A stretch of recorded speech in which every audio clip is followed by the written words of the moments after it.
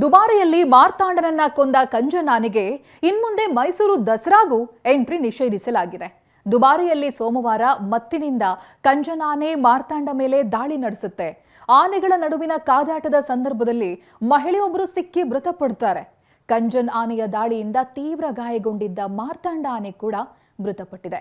ಈ ಹಿನ್ನೆಲೆಯಲ್ಲಿ ಕಂಜನ್ ಆನೆಯನ್ನ ಮುಂದಿನ ದಿನಗಳಲ್ಲಿ ದಸರಾ ಜಂಬೂ ಸವಾರಿಗೆ ಬಳಕೆ ಮಾಡದಂತೆ ಕ್ರಮ ಕೈಗೊಳ್ಳಲಾಗಿದೆ.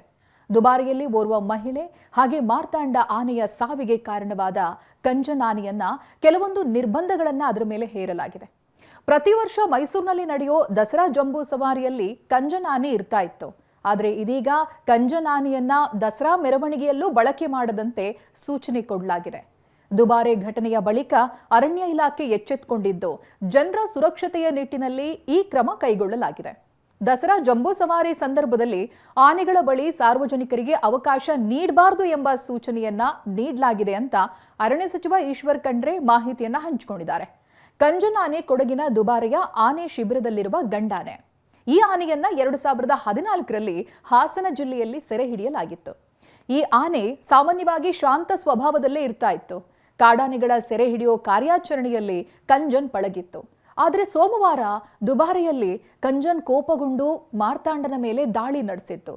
ಇದೇ ಸಂದರ್ಭದಲ್ಲಿ ಪ್ರವಾಸಿ ಮಹಿಳೆ ಆನೆಗಳ ಕಾದಾಟದ ನಡುವೆ ಸಿಕ್ಕಾಕೊಂಡು ಮೃತಪಡ್ತಾರೆ. ದಾಳಿಯಿಂದ ತೀವ್ರವಾಗಿ ಗಾಯಗೊಂಡಿದ್ದ ಮಾರ್ತಾಂಡ ಆನೆ ಕೂಡ ಮೃತಪಟ್ಟಿದೆ.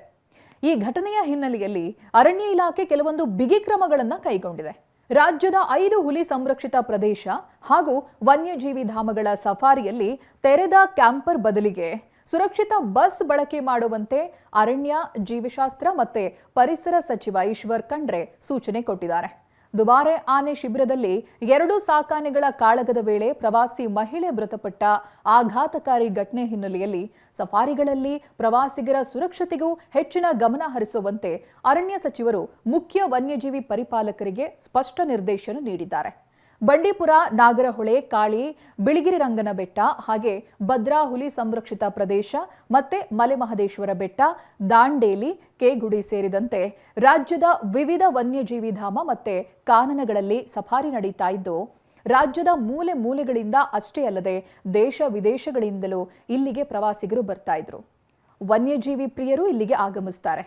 ಅದೃಷ್ಟವಶಾತ್ ಈವರೆಗೆ ಸಫಾರಿ ಪ್ರದೇಶಗಳಲ್ಲಿ ಆನೆಗಳು, ಹುಲಿಗಳು ಸೇರಿದಂತೆ ಯಾವುದೇ ವನ್ಯಮೃಗಗಳು ಸಫಾರಿ ವಾಹನಗಳ ಮೇಲೆ ದಾಳಿ ಮಾಡಿ ಜೀವಹಾನಿ ಮಾಡಿರುವಂಥ ಘಟನೆಗಳು ಸಂಭವಿಸಿಲ್ಲ.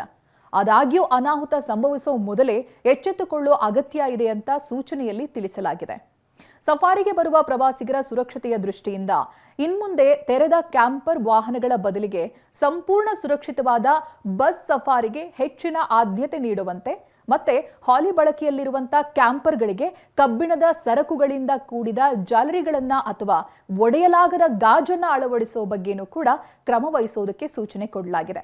ಅಲ್ಲದೆ ಯಾವುದೇ ಪ್ರವಾಸಿಗರು ಅರಣ್ಯದೊಳಗಿಳಿಯುವುದಕ್ಕೆ ಅವಕಾಶ ನೀಡದಂತೆ ಮತ್ತೆ ಪ್ರತಿ ಸಫಾರಿ ವಾಹನದಲ್ಲಿ ಪ್ರಥಮ ಚಿಕಿತ್ಸೆಯ ಕಿಟ್ ಮತ್ತೆ ಸಫಾರಿ ಕೇಂದ್ರಗಳಿಗೆ ಸಮೀಪದಲ್ಲಿ ಆಂಬ್ಯುಲೆನ್ಸ್ ವಾಹನ ಇರೋದನ್ನ ಖಾತ್ರಿಪಡಿಸಿಕೊಳ್ಬೇಕಂತೇನೂ ಸೂಚಿಸಲಾಗಿದೆ.